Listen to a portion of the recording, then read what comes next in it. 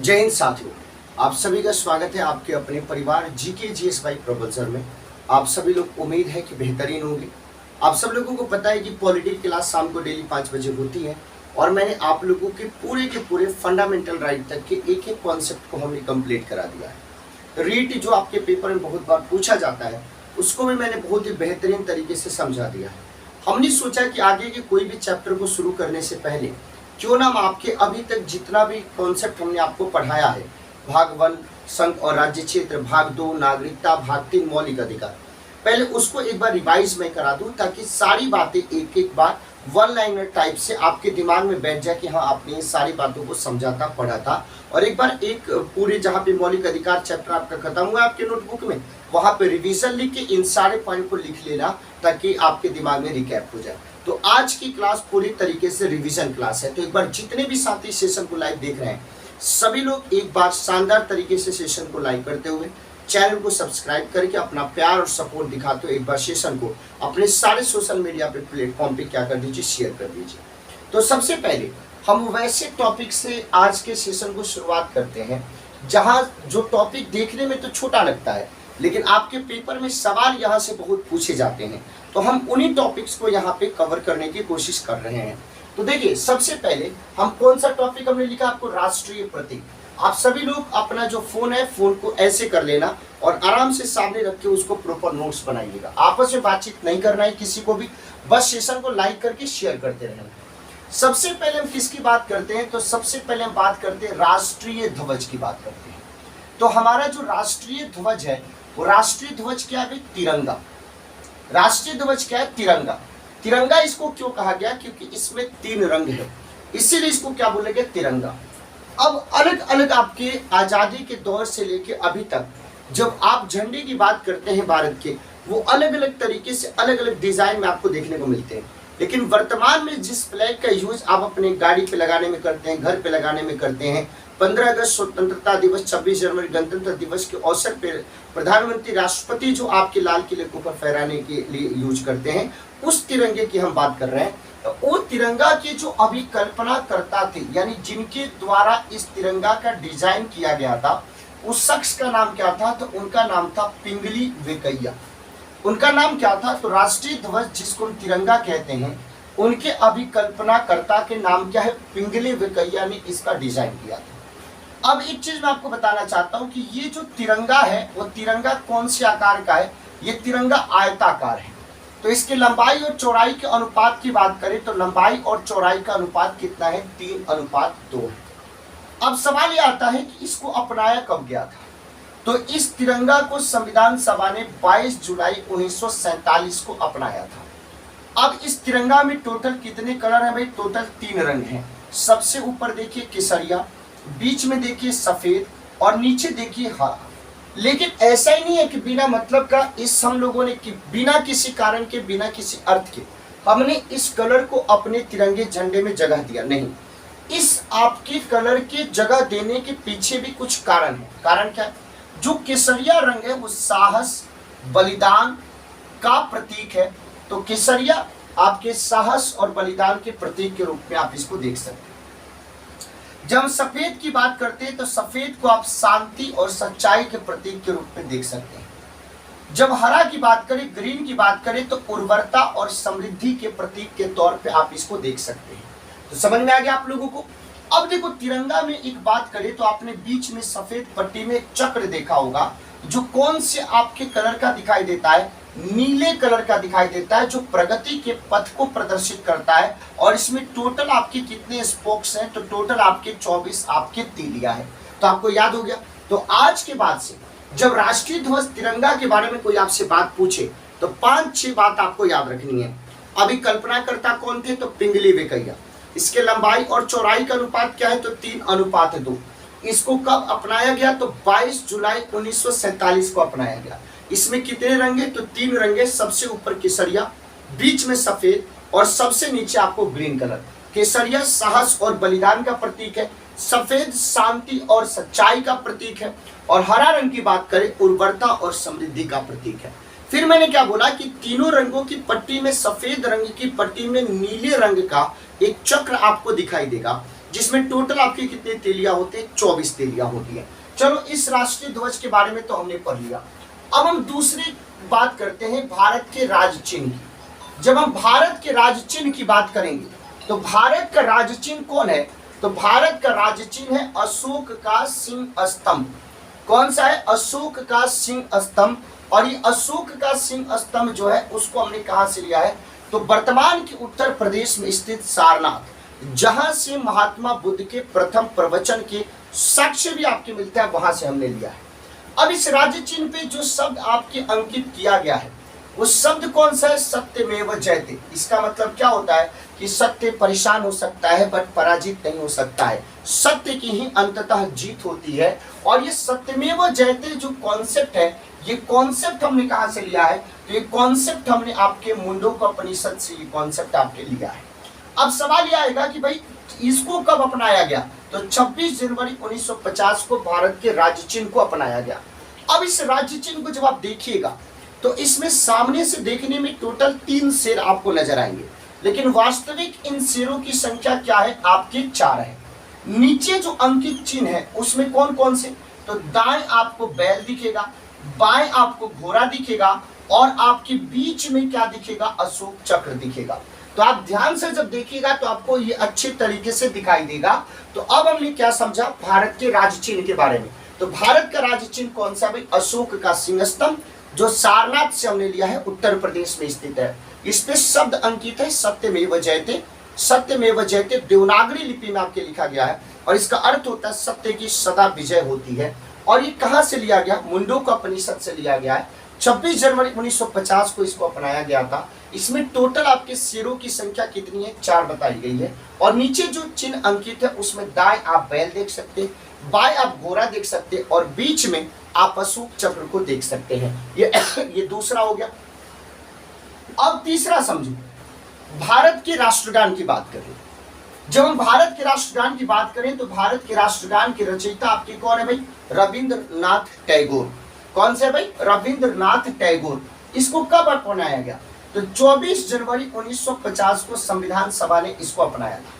प्रथम बार इसको गाया कब गया था? तो 1911 के आपके अधिवेशन में गाया गया था, और कलकत्ता अधिवेशन था भारतीय राष्ट्रीय कांग्रेस का। इसकी पूरी की पूरी गायन जो अवधि होती है वो कितनी होती है? 52 सेकेंड होती है। यानी इसको 52 सेकेंड मैक्सिमम लगा के आप गाते हैं और गाया जाता है, यही आपका रूल कहता है। तो जब भारत के हम राष्ट्रगान की बात करें तो भारत का राष्ट्रगान कौन है? तो भारत का राष्ट्रगान कौन से? जनगण मन अधिनायक जय हो भारत भाग्य विधाता, पंजाब सिंध गुजरात मराठा द्रव्य उत्कल बंगा, बिंद हिमाचल यमुना गंगा उछल जलधि तरंगा, तब शुभ नामे जागे तब शुभ आशीष मांगे, गाहे तब जय गाथा। ये आप लोगों को याद होगा अच्छे तरीके से। तो राष्ट्रगान बचपन में हम लोगों को विद्यालय में, कॉलेज में, सब जगह पे आप देखते हैं इसको गाया जाता है। तो रचयिता इसके कौन है? रविन्द्रनाथ टैगोर, जिनको गुरुदेव की उपाधि आपको दी गई है, और प्रथम भारतीय जिनको नोबेल पुरस्कार से सम्मानित किया गया था इनके जो काव्य संग्रह था गीतांजलि, उसके लिए। तो रविन्द्रनाथ टैगोर ने इसकी रचना करी थी और इस राष्ट्रगान को अपनाया गया था संविधान सभा के द्वारा 24 जनवरी 1950 को, और प्रथम बार गायन इसका 27 दिसंबर 1911 को किया गया था कलकत्ता अधिवेशन में। और अवधि जो है गाने की वो कितनी है भाई? 52 सेकेंड। अब हम लोग लगे हाथ बात कर लेते हैं राष्ट्रीय गीत की। जब राष्ट्रीय गीत की बात करते हैं तो राष्ट्रीय गीत भारत का कौन सा है? वंदे मातरम। सुजलाम सुफलाम मलयज शीतलाम मातरम वंदे मातरम वंदे। आप सब लोगों ने सुना होगा। सस्य श्यामला, सब लोगों को याद होगा अच्छे तरीके से। तो आनंद मठ से इस वंदे मातरम को लिया गया है। और आनंद मठ किसका उपन्यास है? बंकिम चंद्र चटर्जी का उपन्यास है। और इसी आनंद मठ में उन्होंने एक विद्रोह की आपकी चर्चा करी थी जिसको सन्यासी विद्रोह के नाम से जाना जाता है। तो राष्ट्रीय गीत की अगर हम बात करें, राष्ट्रीय गीत की बात करें तो राष्ट्रीय गीत कौन सा भाई? वंदे मातरम आनंद मठ से लिया है। बंकिम चंद्र चटर्जी इसकी क्या रचयिता है? 24 जनवरी 1950 को इसको अपनाया गया था। इसका मतलब क्या है कि भारत के राष्ट्रगान और भारत के राष्ट्रगीत दोनों को ही 24 जनवरी 1950 को अपनाया गया था। और प्रथम गायन इसका कब था? 1896 के फिर से कलकत्ता अधिवेशन में सबसे पहले इसको गाया गया था। और किसके द्वारा? रविन्द्रनाथ टैगोर के द्वारा गाया गया था। तो ये बात समझ में आ गया। तो आपको राष्ट्रीय ध्वज भी समझ में आ गया, राज्य चिन्ह भी आपको समझ में आ गया, राष्ट्रगान भी आपको समझ में आ गया। राष्ट्रीय गीत भी आपको समझ में आ गया। अब हमें समझना है राष्ट्रीय पंचांग, जिसके ऊपर हमारा कैलेंडर आधारित है। तो जो राष्ट्रीय आपके पंचांग है कौन से संवत पर आधारित है? शक संवत पर। आप सब लोगों को पता है कि शक संवत का मनाया जाता है 78 ईस्वी में आपके मनाया जाता है। तो ग्रेगोरियन कैलेंडर के साथ आपके शक संवत पर आधारित है। 22 मार्च 1957 को हमने इस राष्ट्रीय पंचांग को अपनाया था, जिसका प्रथम जो महीना है उसको क्या बोलते हैं? चैत्र, और जो अंतिम महीना है उसको क्या बोलते हैं? फाल्गुन बोलते हैं। अंतिम जो महीना है उसको क्या बोलते हैं? फाल्गुन बोलते हैं। तो जब राष्ट्रीय पंचांग की बात करते हैं तो हमारा जो राष्ट्रीय पंचांग है वो शक संवत पर आधारित है। ग्रेगोरियन कैलेंडर के साथ 22 मार्च 1957 को इसको अपनाया गया था। प्रथम माह इस राष्ट्रीय पंचांग का चैत्र होता है और अंतिम माह क्या होता है? फाल्गुन। बीच में माघ, आषाढ़, ये सब आप लोग सुनते हैं। चलो यही नहीं, इसके बाद और हमें समझना है। क्या समझना है भाई? अब हमें समझना है कि हमारी राष्ट्रीय दिवस कितनी है। तो भारत में जब हम राष्ट्रीय दिवस की बात करें या राष्ट्रीय त्योहार के दिन की बात करें, जिस दिन पूरे भारत में आपके सार्वजनिक कार्यालयों की छुट्टी होती है, वो कौन कौन से होते हैं? तो 3 आपके मनाया जाता है। 3 हमारे राष्ट्रीय दिवस: 26 जनवरी गणतंत्र दिवस, 15 अगस्त स्वतंत्र दिवस और 2 अक्टूबर गांधी जयंती। ये 3 जो दिवस है हमारे, इन तीनों के तीनों दिवस को हम लोग क्या बोलते हैं? राष्ट्रीय दिवस या त्योहार कह के संबोधित करते हैं। ये हो गया। अब चलो भाई, अब कुछ छोटी छोटी बातें, लेकिन आप सभी लोगों को पता है कि कभी छोटी छोटी बातें आपको मुश्किल परिस्थिति में लाके डाल देती है, और वो एक सवाल गलत होने से आप 50,000 बच्चों से पीछे चले जाते हैं। अब उसी संदर्भ में आ जाते हैं राष्ट्रीय पशु। आप सभी लोग ये बताइए कमेंट में कि भारत का राष्ट्रीय पशु कौन सा है? बाघ। राष्ट्रीय वृक्ष कौन सा है? बरगद। राष्ट्रीय मुद्रा कौन सा है? रुपया। राष्ट्रीय फल कौन सा है? आम। राष्ट्रीय जलीय जीव कौन सा है? डॉल्फिन। राष्ट्रीय विरासत पशु कौन सा है? हाथी। राष्ट्रीय फूल कौन सा है? कमल। राष्ट्रीय पक्षी कौन सा है? मोर। और राष्ट्रीय नदी कौन सा है? गंगा, जिसको 2008 में आपकी घोषित किया गया। फिर से एक बार मैं आपको बताता हूँ, ये छोटी छोटी बातें हैं। तो भारत के राष्ट्रीय पशु की बात करें तो कौन है? बाघ। राष्ट्रीय वृक्ष बरगद। राष्ट्रीय मुद्रा रुपया। राष्ट्रीय फल आम। राष्ट्रीय जलीय जीव डॉल्फिन। राष्ट्रीय विरासत पशु हाथी। राष्ट्रीय पुष्प कमल। राष्ट्रीय पक्षी मोर। और राष्ट्रीय नदी गंगा। ये पूरी की पूरी आपकी बात है। अब यहाँ पे एक बात और मैं आपको बताना चाहता हूँ कि जैसे भारत स्वतंत्र हो गया, ठीक है, लेकिन सबसे मुश्किलात परिस्थिति क्या था कि जितने भी आपके रियासत थे उन सभी रियासत का एकीकरण। तो भारत में सारी रियासतों का एकीकरण किया गया, लेकिन 3 रियासत ऐसे थे जिनके एकीकरण में दिक्कत हुई। और वो तीनों रियासत कौन थे? और रियासत के एकीकरण के अग्रदूत किसको माना जाता है भारत में? सरदार पटेल को माना जाता है। अब तीनों रियासत कौन थे? तो पहला था जम्मू कश्मीर, आप सब लोगों को पता है। तो जम्मू कश्मीर की बात करें तो जब पाकिस्तान के कबायली आक्रमण जब जम्मू कश्मीर में हुआ तो महाराजा हरि सिंह आपके पहुंचे नेहरू जी के पास, जो कि उस समय प्रधानमंत्री थे, और विलय पत्र के ऊपर हस्ताक्षर किया, जिसके माध्यम से हमने जम्मू कश्मीर को भारत में मिला लिया 26 सितंबर 1947 को। दूसरा हैदराबाद, ये चाहता था पाकिस्तान में शामिल होना, लेकिन उसके चलते हमारा पूरा का पूरा जो डेमोग्राफिक और जो ज्योग्राफिकल जो दिक्कत है वो प्रॉब्लम हमेशा के लिए रहता। तो 17 सितंबर 1948 ऑपरेशन पोलो चलाएगा, और उस ऑपरेशन पोलो के माध्यम से पुलिस कार्यवाही के माध्यम से भारत में इसको मिला दिया गया। फिर जूनागढ़ का भी वही हालत था, ये भी भारत में नहीं मर्ज होना चाहता था, तो यहाँ पे जनमत संग्रह करवा के आपके जूनागढ़ को मिला दिया गया। तो यही 3 आपकी रियासतें जो समस्या कर रहे थे, जो प्रॉब्लम कर रहे थे। तो आप सब लोगों ने इन बातों को नोट कर लिया। अब हम आगे की बात करेंगे। आज हमें 3 भाग को रिवाइज करना है, भाग 1, भाग 2, भाग 3, क्योंकि अभी तक हमने भाग 3 तक की सारी बातों को पढ़ लिया है, समझ लिया है। टोटल पॉलिटी में 6 से 7 चैप्टर हमने कंप्लीट कर लिया। तो एक बार अगर स्क्रीनशॉट लेना चाहते हैं तो स्क्रीनशॉट ले लीजिए, उसके बाद मैं बोर्ड मिटा के आगे की ओर बढ़ूंगा।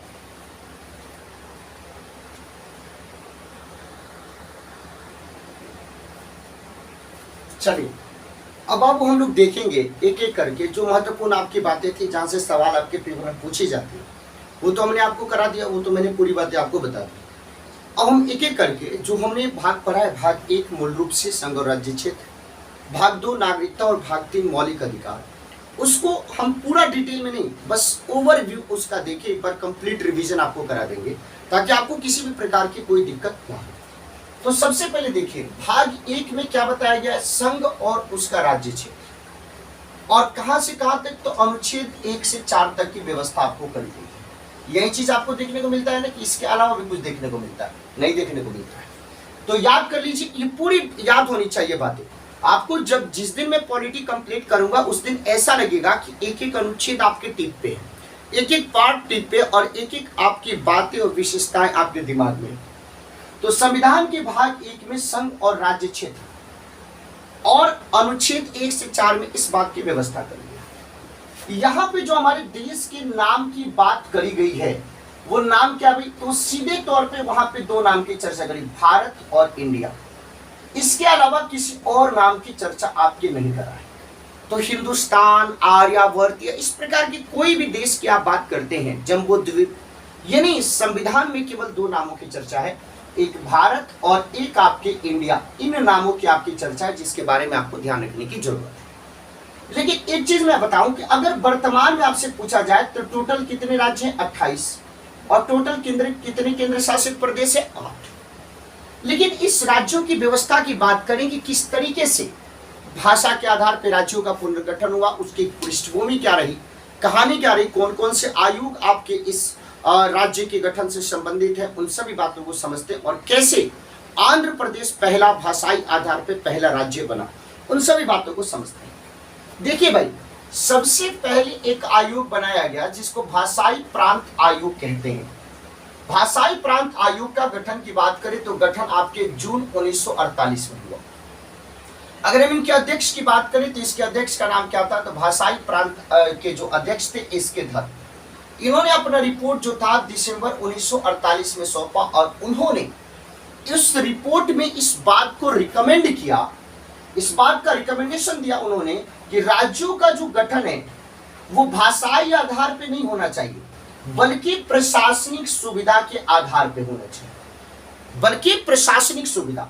तो भाषाई प्रांत आयोग जो इसके धर की अध्यक्षता में था, उसमें सीधे तौर पे रिकमेंडेशन किया गया कि अब जो भाषाई प्रांत आयोग का, यानी जो भी अब राज्य बनेंगे, उस राज्य को बनाने में भाषाई आधार को ध्यान में न रखा जाए, इसको आपके ध्यान में न रखा जाए, बल्कि इसके जगह पे राज्यों का जो गठन है प्रशासनिक सुविधा के आधार पे हो। फिर से भाई आंदोलन चल रहा था, भाषाई आधार पे अलग अलग लोग बोल रहे थे, इस भाषा के आधार पे बनाओ, उस भाषा के आधार पे बनाओ, इससे काम नहीं हुआ। फिर एक और समिति बनाई गई जिसको जेवीपी समिति के नाम से जानते हैं। जेवीपी का मतलब क्या हो गया, जे मतलब जवाहरलाल नेहरू, वी मतलब वल्लभ भाई पटेल, और पी मतलब पट्टाभी सीतारमण। इन तीनों बड़े नेताओं के नेतृत्व में एक समिति बनाई गई दिसंबर 1948 में, उसी को जेवीपी कमेटी कहा गया। अप्रैल 1949 में इस कमेटी ने अपना रिपोर्ट सौंपा, और इस कमेटी ने इस बात का रिकमेंडेशन कर दिया कि जो राज्यों का पुनर्गठन होगा वो किस आधार पे होगा, भाषाई आधार पे होगा। तो भाषाई आधार पे राज्यों के पुनर्गठन की बात करें तो कौन सी समिति में निकल के आई, जेबीपी समिति में निकल गई। इन सारी बातों को डिटेल में पूरा मैं लक्ष्मीकांत पढ़ा चुका हूं, अभी केवल मैं रिवीजन करा रहा हूं, इसलिए कोई भी क्वेश्चन आंसर नहीं, केवल रिवीजन करना है, बातों को समझना है। अब चलो भाई, ये बात आपके निकली तो अब ये बात दूर तक जाएगी। अब तीसरी एक कमेटी हुआ, और उस कमेटी को क्या बोलते हैं, राज्य पुनर्गठन आयोग बोलते हैं। इसके अध्यक्ष कौन थे, फजल अली।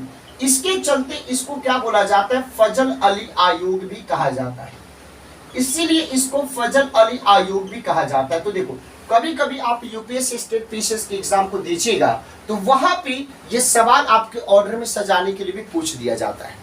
ये सवाल आपके ऑर्डर में सजाने के लिए पूछ दिया जाता है कि पहले कौन सा, तो भाई इसके धर कमेटी, फिर जेबीपी कमेटी, फिर उसके बाद फजल अली। तो यहाँ पे मैं आपको लिख देता हूं, तो सबसे पहले कौन सा आ गया, तो इसके धर कमेटी, इसके धर के बाद कौन सा आ गया आपकी, तो इसके धर के बाद जेबीपी कमेटी, और जेबीपी कमेटी के बाद कौन सा आ गया, फजल अली आयोग। तो जब भी राज्यों के पुनर्गठन की बात करें और उससे संदर्भित आपके आयोग की बात करें तो ये ध्यान रखिएगा।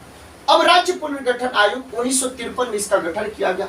बहुत ही एकदम मतलब क्या बोलते हैं, भयंकर दौर पे आंदोलन था भाषा के आधार पे राज्यों के पुनर्गठन के लिए। अध्यक्ष इसको फजल अली को बनाया गया, 2 मेंबर शामिल हुए, एक का नाम क्या था, के एम पनिकर, और दूसरे का नाम क्या था, हृदयनाथ कुंजू।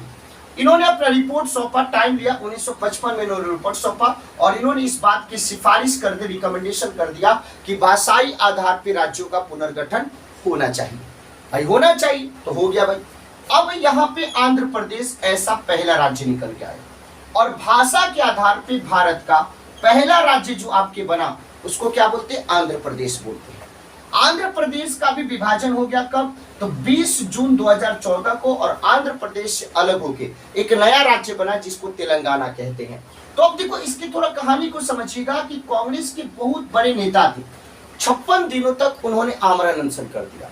उन्होंने बोला कि जब तक आप भाषा के आधार पर आंध्र प्रदेश का गठन नहीं करो तब तक हम इस आमरण अनशन से नहीं उठेंगे, चाहे हमारी मृत्यु हो जाए, हमें इस बात की स्वीकार है। तो पोटी श्रीरामुलु वो नेता थे, 56 दिनों तक आमरण अनशन के बाद उनकी मृत्यु हो गई। उसके बाद ये आंदोलन बहुत ही भयंकर आपके स्तर पे चला गया। बाद में आखिरकार सरकार को झुकना पड़ा और भाषा के आधार पे 1 अक्टूबर 1953 को पहले राज्य का गठन हुआ, जिसको किसके नाम से जाना जाता है? जिसको आंध्र प्रदेश के नाम से जाना जाता है। तो ये बात आपको समझ में आ गया। तो भाग 1 हमने देखा जिसमें संघ और राज्य क्षेत्र के बारे में बताया गया है, 28 राज्य और 8 केंद्र शासित प्रदेश के बारे में बताया गया है। अनुच्छेद 1 से 4 में इस बात की व्यवस्था की गई है कि कैसे हम लोग आपके नए राज्य बना सकते हैं, कैसे आप नए राज्यों के प्रवेश दे सकते हैं, कैसे आप एक राज्य से काट के दूसरा बना सकते हैं, कैसे अलग अलग क्षेत्रों को मिलाकर एक नया राज्य बना सकते हैं। इन सबको डिटेल में मैंने बताया, जो प्लेलिस्ट में अवेलेबल है उसको पढ़ सकते हैं। ये मैं केवल और केवल आपको कंप्लीट रिवीजन करा रहा हूँ। तो एक बार सभी लोग इसको स्क्रीनशॉट ले लीजिए। इसके बाद मिटा के मैं आगे भाग 2 नागरिकता की बात करूंगा। ठीक है भाई, ले लीजिए स्क्रीनशॉट। चलो अब हम लोग देखेंगे भाग 2 की बात करेंगे, यानी पार्ट 2 की बात करेंगे, नागरिकता की बात करेंगे। आप सब लोगों को मैंने बताया था कि कितनी प्रकार से नागरिकता आपके प्राप्त किया जा सकता है, कितने प्रकार से नागरिकता को प्राप्त किया जा सकता है। तो आप लोग कमेंट में करके, ऑफलाइन कमेंट में जरूर बताइएगा कि कितने प्रकार से नागरिकता को प्राप्त किया जा सकता है। जैसे हिंट मैं आपको देता हूँ, देशीकरण के माध्यम से, पंजीकरण के माध्यम से, तो आपको कुल कितने प्रकार से प्राप्त किया जा सकता है और उसका नाम भी आपको लिखना है कि कौन कौन से वो प्रकार होते हैं जिनसे प्राप्त कर सकते हैं। तो जब हम नागरिकता की बात करते हैं तो आप सब लोगों को पता है कि संविधान के भाग 2 में सिटीजनशिप अनुच्छेद 5 से 11 तक में नागरिकता की बात कर गई है। आप सब लोगों को पता होना चाहिए कि भारत में केवल और केवल एकल नागरिकता का प्रावधान है। इसका मतलब क्या हुआ कि जैसे मान लो कि आप भारत के नागरिक हैं और आप भारत के नागरिक होते हुए आपने कनाडा की सिटीजनशिप ले लिया, तो जैसे ही कनाडा की सिटीजनशिप ले लिया तो आपकी भारतीय नागरिकता अपने आप समाप्त हो गई। क्यों? क्योंकि केवल और केवल आप भारत के नागरिक हो सकते हैं, उसके अलावा कहीं और के नहीं हो सकते। और भारत के नागरिक होने का मतलब है कि अब आपको अलग से राज्य की नागरिकता, अपने गांव की नागरिकता नहीं लेनी पड़ेगी। तो भारत में एक नागरिकता केवल हम लोग क्या है, भारत के लोग हैं, इसके अलावा कुछ और नहीं है। लेकिन आप सब लोगों को ये पता होना चाहिए कि भारत में 2 तरह के लोग होते हैं। एक कौन होते हैं? नागरिक जिनके पास भारतीय नागरिकता है। दूसरे कौन होते हैं? विदेशी। अब विदेशियों की भी बात करें तो इन विदेशियों में 2 तरीके के होता है, एक मित्र और एक शत्रु। इसको कैसे डिफाइन करते हैं? तो जिन देशों के साथ हमारे संबंध बहुत मधुर हैं, जिन देशों के साथ हमारे संबंध बहुत अच्छे हैं, उनको मित्र देश की श्रेणी में रखते हैं। और जिनके साथ हमारे संबंध उतने मधुर नहीं है और उनके साथ कॉन्फ्लिक्ट रहता है या वो हमारे देश की इंटीग्रिटी पे कहीं ना कहीं खतरा बनने की कोशिश करते हैं, उनको हम शत्रु देश में रखते हैं। अब आपके अंदर क्वेश्चन होगा कि संसद के द्वारा भी एक अधिनियम बनाया गया था, वो कौन सा था भैया? तो 1955 भारतीय नागरिकता अधिनियम इस संसद के द्वारा पारित है। क्यों? क्योंकि पार्लियामेंट को यह अधिकार है नागरिकता संबंधी किसी भी प्रावधान में कोई भी अमेंडमेंट करना है या कुछ ऐड करना है या आपको हटाना है, तो वो अधिकार किसको प्राप्त है?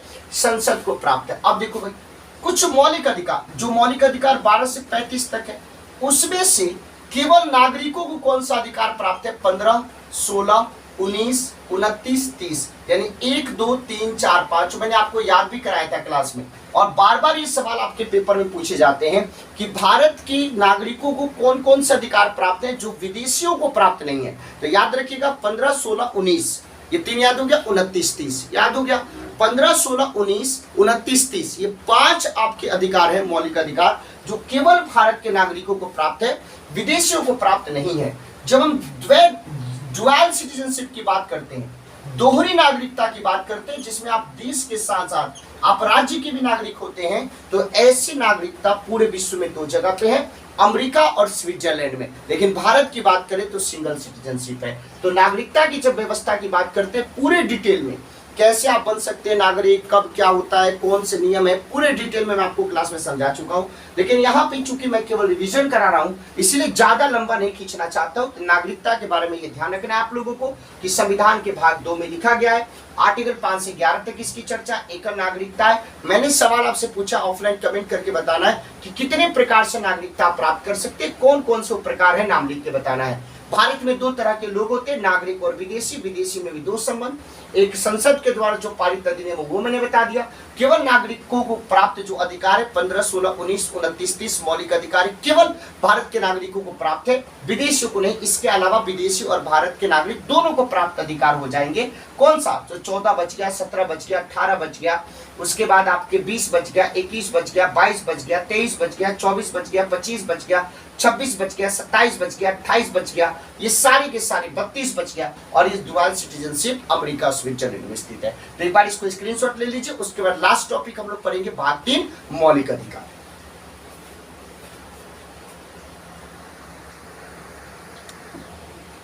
चलो अब हमने आज अपने इस सेशन के अंतिम हम लोग पड़ाव में आ गए हैं।